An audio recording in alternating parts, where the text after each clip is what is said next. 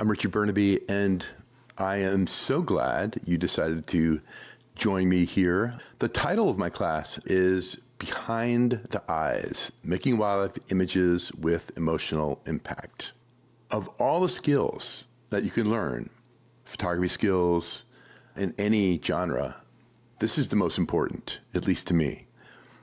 I'm going to talk about the importance of eye contact, the case to be made not to have eye contact, interaction. I'm going to talk gesture, intimacy, humor, conflict, and then something called anthropomorphism. So these are all tools that can be used to create emotionally impactful images. So I really do believe that learning how to do this is far and away the most important skill or concept you can learn. So let me explain why. When a photograph stirs emotion, whether it's awe, joy, empathy, tension, or even discomfort, it creates a connection between the subject, the photographer, and the audience. And that connection is what makes an image memorable and meaningful. Emotional impact gives a photograph its staying power. It lingers in the mind, not just as a visual impression, but it's felt as an experience. And in this way, emotion becomes the bridge that turns photography into storytelling, that allows the viewer not just to see a moment, but to feel it. So what you're seeing here is a baby elephant in Kenya, and I'm using contrasts in sizes, and I'm using framing, and it has emotional impact, but I'll explain why a bit later as we get into the class. So I've worked with dozens of photo editors and art directors over the years, the many years that I've been a professional photographer, and they all say the same thing. Give me images with emotional impact. We don't care as much about composition and resolution and even sharpness, not nearly as much as you photographers seem to care. We want images that make people feel something, that move them emotionally and make them feel. How does this image feel to you? It's a polar bear on fast ice in the high Arctic. Do you feel something? Do you feel anything? And so it's always been my goal. And I've wondered, given what I just said, and that the people who actually buy images have said, why more photographers don't give as much care to the idea of emotional impact.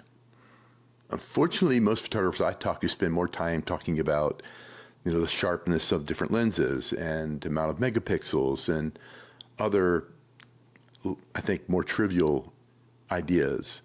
Not that they aren't important. I mean, they are important, but the fixation is on the wrong things, in my opinion. So why do you think the image of these two polar bear cubs, again on ice in the high Arctic, has emotional impact? And do you feel something here? Photography is art, and art should move people. Think of your favorite piece of art. Think of your favorite movie or your favorite book, favorite song. Think of your favorite song. Is it about the structure of the song? Is it about composition? I mean, it could play hidden hand into why. Is it the lyrics? Sure, could be. It could lend to it. The production? Is it the arrangement? I don't know, but it's mostly because of how it makes you feel. This image of impalas in Zimbabwe was created using a slow shutter speed while panning the camera in the direction of the movement. It's 1/8 of a second, and I'm giving it the illusion of motion. Your photography, your wildlife photography, or any genre of photography, its value, its meaning, its effectiveness is in connecting with people, comes down to emotional impact. And that goes for any art form. Make people feel something, feel anything. Eye contact, intimacy, conflict, mystery, anthropomorphism, all those tools that we just talked about that you can use to create emotional impact in your wildlife photos. But in order to express emotion, you have to feel it yourself. So it's difficult to fake it. It's difficult to manufacture it. You have to feel it.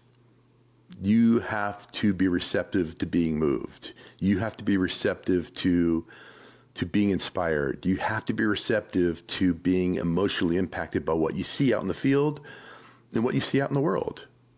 So, be open, be receptive, be curious, and the rest will fall into place.